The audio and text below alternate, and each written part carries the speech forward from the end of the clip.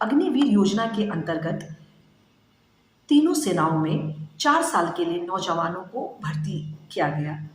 ये सरासर नाइंसाफ़ी है देश के तमाम नौजवान युवकों को जो देश की सेवा करने के लिए सपने देखते थे। भूलेगा ना ये जहां, कुछ ऐसा कर जाएंगे अपने वतन के लिए, हम यारा मर जाएंगे।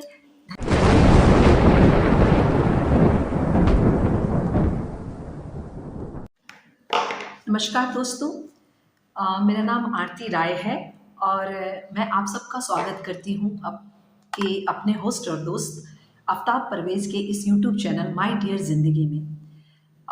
जैसा कि मैंने पहले भी बताया था कि मेरा जो ताल्लुक़ है वो भारतीय राष्ट्रीय महिला कांग्रेस के कार्यकर्ता के तौर पे है और इसी विषय पे आज मैं अपनी बात आगे रखना चाहूँगी। इन दिनों भारतीय राष्ट्रीय कांग्रेस का एक पूरे भारतवर्ष में भारत जोड़ो यात्रा जो पहले हमने किया था दक्षिण भारत से उत्तर भारत तक, उसको भारत जोड़ो न्याय यात्रा जो दूसरा हमारा है अभी जो मणिपुर से लेकर मुंबई तक चल रहा है, उस यात्रा के दौरान फिलहाल वो यात्रा हमारे बिहार से 2 दिन पहले गुजरी है, जिसमें बिहार के कुछ दक्षिण सीमांचल के राज्य डिस्ट्रिक्ट्स से गुजरी, जिसमें अररिया, पूर्णिया, कटिहार, इन सबको से होते हुए अभी जो यात्रा है वो पश्चिम बंगाल के मालदा में प्रवेश कर चुकी है। इस यात्रा के दौरान हमारे पूर्व राष्ट्रीय कांग्रेस अध्यक्ष माननीय राहुल गांधी जी ने कुछ बातें रखी और जिस पर मूल रूप से मैं आज प्रकाश डालना चाहूँगी। हमारी इस यात्रा के दौरान 4 प्रमुख मुद्दे हैं, जिस मुद्दे पर भारतीय राष्ट्रीय कांग्रेस बहुत सशक्त प्रचल प्रमुख माध्यम से अपनी बात को मुखर ढंग से रख रही है और वह बात है युवाओं का न्याय, युवाओं को मिलने वाला न्याय कि आज इस विषय पर मैं बात करूंगी। युवाओं को मिलने वाले न्याय में एक योजना जो 2022 के बाद भारतीय सशस्त्र बल में लाया गया और उस योजना का नाम था अग्निपथ।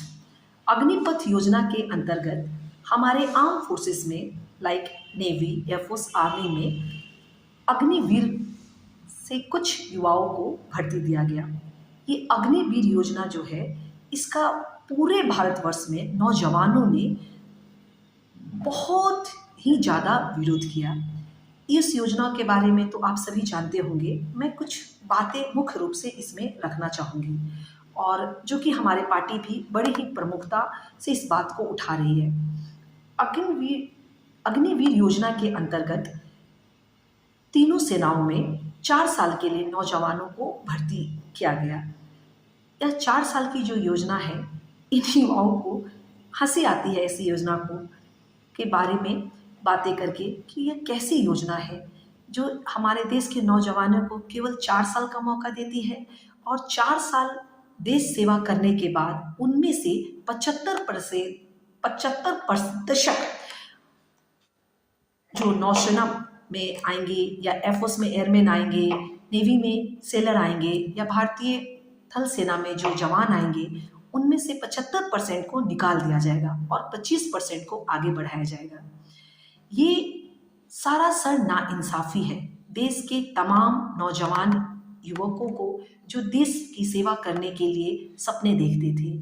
वो ऐसा प्रहार किया गया उनके सपनों पर जिसकी हम कल्पना नहीं कर सकते हैं। मैं as a daughter of army person and wife of naval person, मैंने खुद इस दर्द को बहुत ही अंदरूनी माध्यम से महसूस किया है। कल्पना कीजिए, खासकर मैं जिस राज्य से आती हूँ जैसे बिहार में गरीब तबके के लोग, जैसे पापा किसान हैं, मजदूर हैं, वो नौजवान लड़का 10+2 करता है, इंडियन एयरफोर्स नेवी में अपने कैपेसिटी से जाता है। तीनों सेनाओं में जाने के बाद वो पहले जो सेवाएं थी उसके अंतर्गत 15 साल, 20 साल, जो भी सर्कमस्टांसेस है, एयरफोर्स में कंपल्सरी सर्विस 20 साल है, नेवी में, आर्मी में 15 और 17 है के अनुसार सेवाएं करता था। उसे वो सारी सुख सुविधाएं मिलती थी जो कि एक सैनिक को मिलनी चाहिए, जैसे कैंटीन, उसकी क्वार्टर्स, आने जाने के लिए हवाई जहाज़, रेल में सेकंड एसी, थर्ड एसी, उसके रैंक के हिसाब से ये सारी सुख सुविधाएं उसे परमानेंट मिलती थी। 15 साल के बेसिक सर्विस करने के बाद जब वो बंदे आते थे तो उनको एयरफोर्स, नेवी, आर्मी वाले को जो हमारे और सर्विसेज हैं जैसे भेल सेल, रेल, गेल, जेल, इन डीआरडीओ, इसरो, इन सारे में 33% का आरक्षण उनके लिए निर्धारित पहले से था। वो सारी सुख सुविधाएं करके बंदे आते थे। अपनी जवानी के बहुमूल्य समय, मतलब सेना में जो लोग जाते हैं वो 17-18 साल में भर्ती होते हैं और जब वो अपने 33-34 साल में वो रिटायर आ जाते थे। उसके बाद अपनी ज़िंदगी की दूसरी शुरुआत बैंक, रेलवे और माध्यमों से वो अपनी करते थे। ये चीज़ एक एक किसी भी समाज के लिए, खासकर हम इतने बड़े देश हैं, उनके युवाओं का बहुत ही अपने फ्यूचर को सिक्योर करने का एक माध्यम था, जिसे इस योजना के अंतर्गत जब अग्निवीर की भर्ती अग्निपथ योजना से होने लगी तो उनके साथ बहुत बड़ा नाइंसाफ़ी हुआ। जैसा हम सभी जानते थे कि 2022 में जब इस योजना का इंट्रोड्यूस किया गया गवर्नमेंट ऑफ इंडिया के द्वारा तो इसका बहुत ज़्यादा विद्रोह हुआ, खासकर बिहार में और कुछ उन राज्यों में भी जो कि बहुत ज़्यादा सैनिक सेना में लोग जाते हैं, जैसे कि पंजाब, हरियाणा, राजस्थान, कुछ हद तक उत्तरांचल, हिमाचल प्रदेश के लोग बहुत ज़्यादा सेना में हैं, उन राज्यों में हुआ। लेकिन उसकी जो केंद्र था वो हमारा बिहार था। जानते हैं क्यों? क्योंकि बिहार एक गरीब राज्य है और यहाँ के जो मजदूर का, किसान का, छोटे मोटे उद्योग धंधा करने वाले जो बच्चे थे, खासकर नौजवान लड़के, वो 10+2 करते थे। अपने सख्त अपने पीटी जो होता है, पीटी मेंस इंटरव्यू देने के बाद वो नौसेना, वायुसेना में सेलेक्ट होते थे और अपने ज़िंदगी के बहुमूल्य समय को भारतीय सेना में बिताने के बाद जब वो 34-35 साल बाद जब आते थे तो उनके पास एक उनकी खुद की फैमिली होती थी, जिनके लिए फिर वो दूसरी सर्विस करते थे एयरफोर्स, नेवी, आर्मी में आने के बाद, और वो उनका बहुत अच्छा एक फ्यूचर प्लेटफॉर्म तैयार करता था। ये उनसे छीन लिया गया है। आज अगर आप 4 साल के लिए जाते हैं तो उनको जब वो 4 साल के सर्विस के दौरान जब शहीद हो जाते हैं तो शहीद का उनको दर्जा नहीं दिया जाता है। 15 साल सेवा करने के बाद उनको पेंशन दी जाती थी, सारी सुख सुविधाएं दी जाती थी जो उनको सेना में रहते हुए भी दी जाती थी। अब उनके साथ वैसा नहीं है, उनके साथ सौतेला जैसा व्यवहार किया जा रहा है। सच मानिए, इस योजना के आने के बाद ऐसा लगता है जैसे कि कुछ जिंदगी के एक एक पार्ट्स को हमसे छीन लिया गया है। मैं तो उसी फैटर्निटी से आती हूँ। जैसे अगर मैं इसे यूँ कुछ अपनी भाषा में व्यक्त करूँ तो मैं ये कहूँगी कि मैंने तो जब जीवन में चलना शुरू किया तो भी वो एक डिफेंस वाला था, और जब मेरे पापा ने मेरा हाथ किसी और के हाथ में दिया तो भी वो एक डिफेंस वाला था। तो डिफेंस से तो मेरा कुछ अलग ही नाता है, रिश्ता है। जब ये योजना आई और इसका पुरजोर विरोध किया गया हमारे बिहार में, तो मुझे ऐसे लगा जैसे मुझे अपनी इस पे बात रखनी चाहिए, और आज इसी क्रम में मैं आप सबके समक्ष कुछ बात रखना चाहती हूँ। ये एक अन्याय है। इस अन्याय के खिलाफ मैं, मेरी पार्टी पूरे भारतवर्ष के उन नौजवान सैनिकों के साथ खड़ी है जो सेना में भर्ती के लिए अपना सपना देखते थे, अस्थायी रूप से भर्ती, जो कि पहले हुआ करती थी हमारे एयरफोर्स में 20 साल कंपलसरी सर्विस, नेवी, आर्मी में 15-17 साल जो भी उनका था, उसी प्रक्रिया को बहाल किया जाए। इस योजना के अंतर्गत इन दिनों हमारी पार्टी ने अन्याय के खिलाफ न्याय नाम का एक योजना की शुरुआत की है, जिसमें जय जवान नाम की एक योजना का हम शुरुआत करते हैं। इस योजना के माध्यम से हम देश के तमाम नौजवान युवाओं से उसका समर्थन मांगते हैं कि वो एक नंबर है, मैं उस नंबर को रिपीट करना चाहूँगी, 999981812024। इस नंबर पे आप एक मिस कॉल मार के हमारी इस जय जवान नामक योजना में अपना समर्थन कर सकते हैं। कहते हैं कि जब ये योजना लाया गया था तो सेना से कोई ज़्यादा राय मशवरा नहीं किया गया था, बिना आपाधापी में इस योजना का लाया गया था।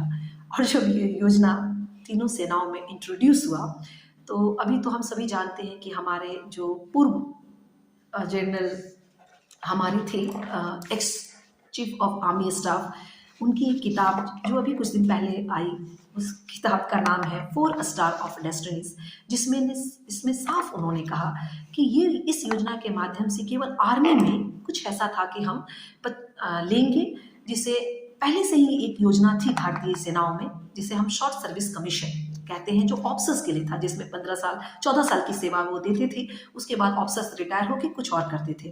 वैसी योजना के अंतर्गत आर्मी में लाने की व्यवस्था थी, लेकिन ना जाने क्या हुआ कि वो नेवी और एयरफोर्स में भी लाया गया। तो इससे नेवी और एयरफोर्स के जो लोग थे वो तो बिल्कुल, उनके लिए उन्होंने कहा कि वो आउट ऑफ द ब्लू था उनके लिए, वो समझ नहीं पाए कि हम, चूँकि नेवी और एयरफोर्स थोड़ा टेक्निकल बनते चाहिए, उनको शिप चलानी होती है, एयरक्राफ्ट चलाना पड़ता है, बहुत सारे उसमें मिसाइल फिट, मतलब उसमें केमिस्ट्री फिजिक्स का ज़्यादा योगदान है। आर्मी में तो थोड़ा सा बंदूक है, तो कोई यंग टैलेंटेड बंदे जो होते हैं, स्ट्रॉन्ग होते हैं, तो वो कम ले, बट एयरफोर्स और नेवी के लिए बिल्कुल ही आउट ऑफ द बॉक्स था।